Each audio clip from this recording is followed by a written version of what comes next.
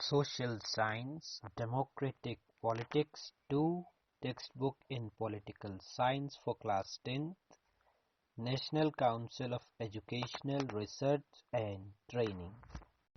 Chapter 2, Federalism. Overview. In the previous chapter, we noted that vertical division of power among different levels of government is one of the major forms of power sharing in modern democracies. In this chapter, we focus on this form of power sharing. It is most commonly referred to as federalism. We begin by describing federalism in general terms. The rest of the chapter tries to understand the theory and practice of federalism in India. A discussion of the federal constitutional provisions is followed by an analysis of the policies and politics that has strengthened federalism in practice. Towards the end of the chapter, we turn to the local government, a new and third tier of Indian federalism. What is federalism? Let us get back to the contrast between Belgium and Sri Lanka that we saw in the last chapter.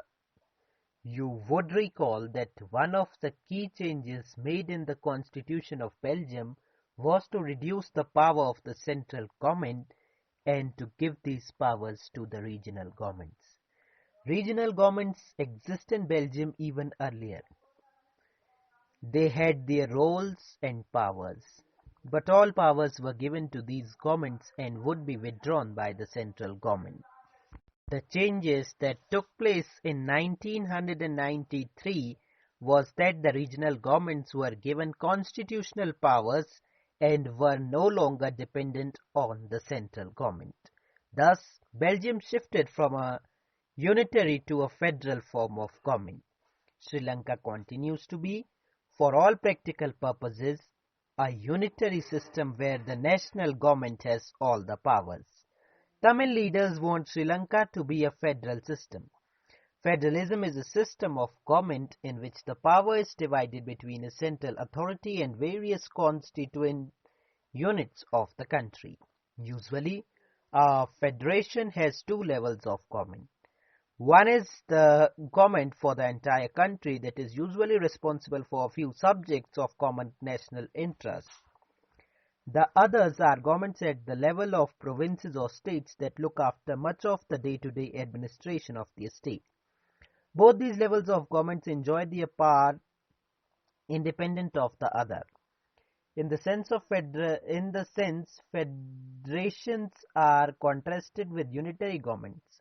Under this unitary system, either there is only one level of government or the subunits are subordinate to the central government. The central government can pass an order to the provincial or the local government. But in federal system, the central government cannot order the state government to do something. State government has powers of its own for which it is not answerable to the central government. Both these governments are separately answerable to the people. Let us look at some of the key features of federalism. These are two or more levels or tiers of government. Different tiers of government govern the same citizens, but each tier has its own jurisdiction in specific matters of legislation, taxation, and administration. The jurisdiction of the respective level of tier of government are specified in the Constitution. So, the existence and authority of each tier of government is constitutionally guaranteed. The fundamental provisions of the Constitution cannot be unilaterally changed by one level of government. Such changes require the consent of both the levels of government. Courts have the power to interpret the Constitution and the powers of different levels of government. The highest court acts as an umpire if dispute arises between different levels of government in the exercise of their respective power. Sources of revenue for each level of government are clearly specified to ensure its financial autonomy. The federal system thus has dual objectives: to safeguard and promote unity of the country while at the same time accommodates regional diversity. Therefore, two aspects are crucial for the institutions and practice of federalism. Governments at different levels should agree to some rules of power sharing. They should also trust that each would abide by its part of the agreement. An ideal federal system has both aspects, mutual trust and agreement to live together. The exact balance of power between the central and the state government varies from one federation to another. This balance depends mainly on the historical context in which the federation was formed. There are two kinds of routes through which federations have been formed. The first route involves independent states coming together on their own to form a bigger unit, so that by pooling sovereignty and retaining identity they can increase their security. This type of coming together federations include the United States of America, Switzerland, and Australia. In the first category of federations, all the constituent states usually have equal power and are strong vis-a-vis the federal government. The second route is where a large country decides to divide its power between the constituent states and the national government. India, Spain, and Belgium are examples of this kind of holding together federations. In this second category, the central government tends to be more powerful vis-a-vis the state. Very often, different constituent units of the federation have unequal powers. Some units are guaranteed special powers. What makes India a federal country? We have earlier seen how small countries like Belgium and Sri Lanka face so many problems of managing diversity. What about a vast country like India with so many languages, religions and regions? What are the power sharing arrangements in our country? Let us begin with the constitution. India had emerged as an independent nation after a painful and bloody partition. Soon after independence, several princely states became a part of the country. The constitution declared India as a union of states, although it did not use the word federation. The Indian Union is based on the principles of federalism. Let us go back to the 7 features of federalism mentioned above. We can see that all these features apply to the provisions of the Indian Constitution. The Constitution originally provides for a two-tier system of government, the Union government or what we call the central government representing the Union of India and the state governments. Later, a third tier of federalism was added in the form of panchayats and municipalities. As in any federation, these different tiers enjoy separate jurisdiction. The Constitution declares clearly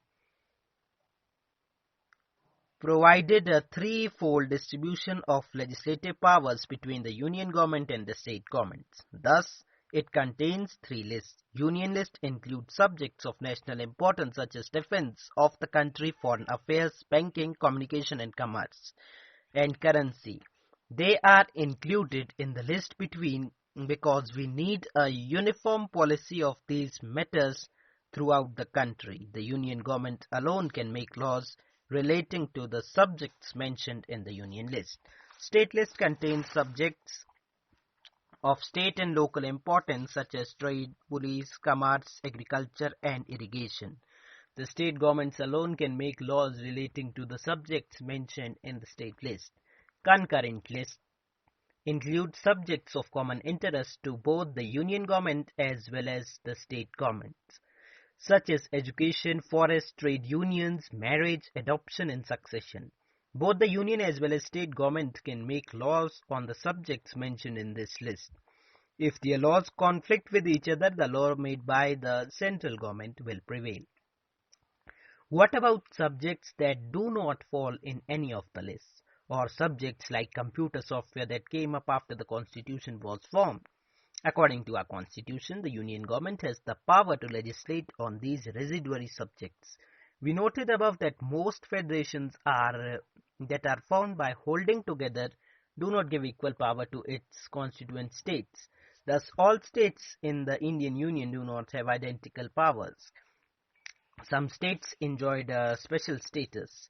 Jammu and Kashmir till 5th August 2019 had its own constitution.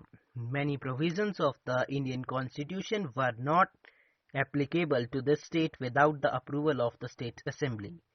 Indians who are not permanent residents of this state cannot buy land or house here. Similarly, special provisions exist for some other states in India as well. There are some units of the Indian Union which enjoy very little power. These are areas which are too small to become an independent state but which could not be merged with any of the existing states. These areas like Chandigarh or Lakshadweep or the capital city of Delhi are called union territories. These territories do not have the powers of a state. The central government has special powers in running these areas. The sharing of power between the union government and the state governments is basic to the structure of the constitution. It is not easy to make changes in this power sharing arrangement. The parliament cannot on its own change this arrangement. Any change to it has to be first passed by both the houses of the parliament with at least two-thirds majority. Then it has to be ratified by the legislatures of at least half of the total states. The judiciary plays an important role in overseeing the implementation of constitutional provisions and procedures. In case of any dispute about the division of powers, the High Court and the Supreme Court makes a decision. The union and state governments have the power to raise resources by levying taxes in order to carry on the governments and the responsibilities assigned to each of them. How is federalism practiced? Constitutional provisions are necessary for the succession of federalism, but these are not sufficient. If the federal experiment has succeeded in India, it is not merely because of the clear laid out constitutional provisions. The real success of federalism in India can be attributed to the nature of democratic politics in our country. This ensured that the spirit of federalism, respect for diversity, and desire for living together became shared ideals in our country. Let us look at some of the major ways in which this happened. Linguistic states. The creation of linguistic states was the first and a major test for democratic politics in our country. If you look at the political map of India, when it began its journey as a democracy in 1947 and that of 2017, you will be surprised by the extent of the changes. Many old states have vanished and many new states have been created. Areas, boundaries and names of states have been changed. In 1947, the boundaries of several old states of India were changed in order to create new states. This was done to ensure that people who spoke the same language lived in the same state. Some states were created not on the basis of language but to recognize differences based on culture, ethnicity or geography. These include states like Nagaland, Uttarakhand and Jharkhand. Demand for the formation of states on the basis of language was raised. Some national leaders feared that it would lead to the disintegration of the country. The central government resisted linguistic states for some time, but the experience has shown that the formation of linguistic states has actually made the country more united. It has also made administration easier. Language policy. The second test for Indian Federation is the language policy. Our constitution did not give the status of national language to any one language. Hindi was identified as the official language, but Hindi is the mother tongue of only about 40% of Indians. Therefore, there were many safeguards to protect other languages. Besides Hindi, there are 21 other languages recognized as scheduled languages by the Constitution. A candidate in an examination conducted for the central government positions may opt to take the examination in any of these languages. States too have their own official languages. Most of the government work takes place in the official language of the concerned state. Unlike Sri Lanka, the leaders of our country adopted a very cautious attitude at spreading the use of Hindi. According to the constitution, the use of English for official purpose was stopped in 1965. However, many non-Hindi speaking states demanded that the use of English continue. In Tamil Nadu, this movement took a violent form. The central government responded by agreeing to continue the use of English along with Hindi for official purposes. Many critics think that this solution favored the English-speaking elite. Promotion of Hindi continues to be the official policy of the Government of India. Promotion does not mean that the central government can impose Hindi on states where people speak a different language. The flexibility shown by Indian political leaders helped our country avoid the kind of situation that Sri Lanka finds itself in. Center-state relations. Restructuring the center-state relation is one more way in which federalism has been strengthened in practice. How the constitutional arrangements for sharing power work in reality depend on a large extent on how the ruling parties and leaders follow these arrangements. For a long time, the same party ruled both the center and in most states. This meant that the state government did not exercise their right as autonomous federal units.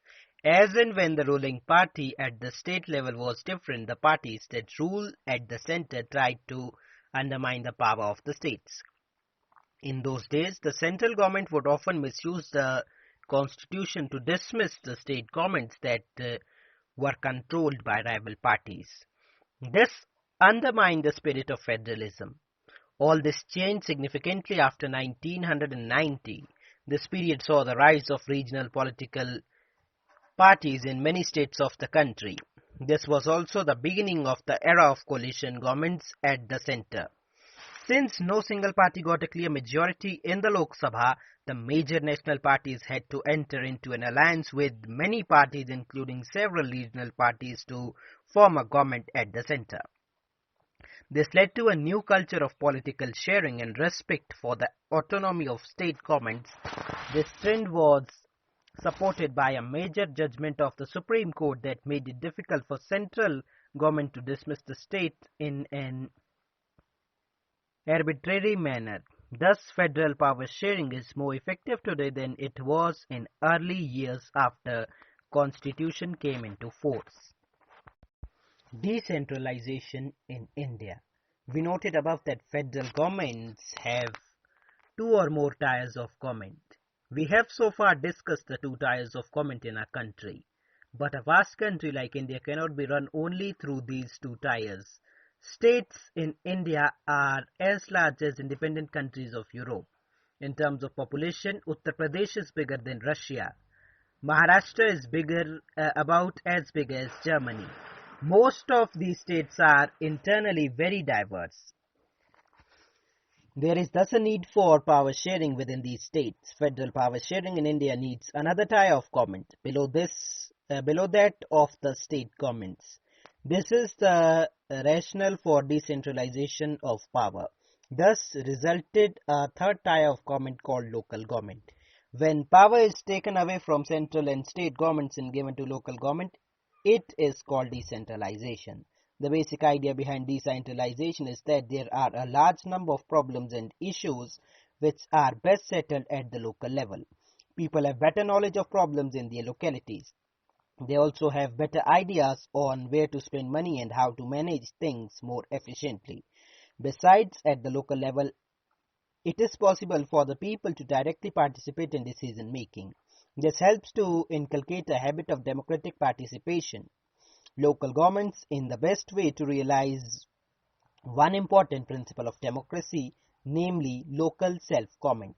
The need of decentralization for recognized in our constitution. Since then, there have been several attempts to decentralize power to the level of villages and towns. Panchayats in villages and municipalities in urban areas were set up in all the states, but these were directly under the control of the state government. Elections to these local governments were not held regularly. Local governments did not have any power or resources of their own. Thus, there was very little decentralization in effective terms. A major step towards decentralization was taken in 1992. The constitution was amended to make the third tier of democracy more powerful and effective.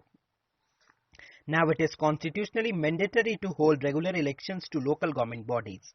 Seats are reserved in elected bodies and the executive heads of the institutions for the scheduled castes, scheduled tribes and other backward classes. At least one-third of all positions are reserved for women. An independent institution, election commission, has been created in each state to conduct panchayat and municipal elections. The state governments are required to share some power and revenue with local bodies. The nature of sharing varies from state to state. Local government is popularly known by the name Panchayati Raj. Each village or a group of villages in some states has a Gram Panchayat. This is a council consisting of several ward members, often called Panch, and a president or Sarpanch. They are directly elected by all the adult population living in that ward or village. It is the decision-making body for the entire village. The Panchayat works under the overall supervision of the Gram Sabha. All the voters in the village are its members. It has to meet at least twice or thrice in a year to approve the annual budget of the Gram Panchayat and to review the performance of Gram Panchayat. The local government structure goes right up to the district level. A few Gram Panchayats are grouped together to form which is usually called a Panchayat Samiti or block or mandal. The members of this representative body are elected by all the Panchayat members in that area. All the Panchayat Samitis or mandals in a district together constitute the Zilla Parishad. Most members of the Zilla Parishad are elected. Members of the Lok Sabha and MLA of the district and some other officials of other district level bodies are also its members. Zilla Parishad chairperson in the political head of the Zilla Parishad. Similarly, local government bodies exist for urban areas as well. Municipalities are set up in towns. Big cities are constituted into multiple corporations. Both municipalities and municipal corporations are controlled by elected bodies consisting of people's representatives. Municipal chairperson in the political head of the municipality. In a municipal corporation, such an officer is called a mayor. This new system of local government is the largest experience in democracy conducted anywhere in the world. There are about 36 lakh elected representatives in the panchayats and municipalities, etc., all over the country. This number is bigger than the population of many countries in the world. Constitutional status for the local government has helped to deepen democracy in our country. It has also increased women's representation and voice in our democracy. At the same time, there are many difficulties. While elections are held regularly and enthusiastically, Gram Sabhas are not held regularly. Most state governments have not transferred significant powers to the local government, nor have they given adequate resources. We are thus still a long way from realizing the ideals of self-government. Social Science, Democratic Politics 2, textbook in Political Science for Class 10th, National Council of Educational Research and Training. Chapter 2, Federalism. Overview. In the previous chapter, we noted that vertical division of power among different levels of government is one of the major forms of power sharing in modern democracies. In this chapter, we focus on this form of power sharing. It is most commonly referred to as federalism. We begin by describing federalism in general terms. The rest of the chapter tries to understand the theory and practice of federalism in India. A discussion of the federal constitutional provisions is followed by an analysis of the policies and politics that has strengthened federalism in practice. Towards the end of the chapter, we turn to the local government, a new and third tier of Indian federalism. What is federalism? Let us get back to the contrast between Belgium and Sri Lanka that we saw in the last chapter. You would recall that one of the key changes made in the constitution of Belgium was to reduce the power of the central government and to give these powers to the regional governments. Regional governments exist in Belgium even earlier. They had their roles and powers, but all powers were given to these governments and would be withdrawn by the central government. The changes that took place in 1993 was that the regional governments were given constitutional powers and were no longer dependent on the central government. Thus, Belgium shifted from a unitary to a federal form of government.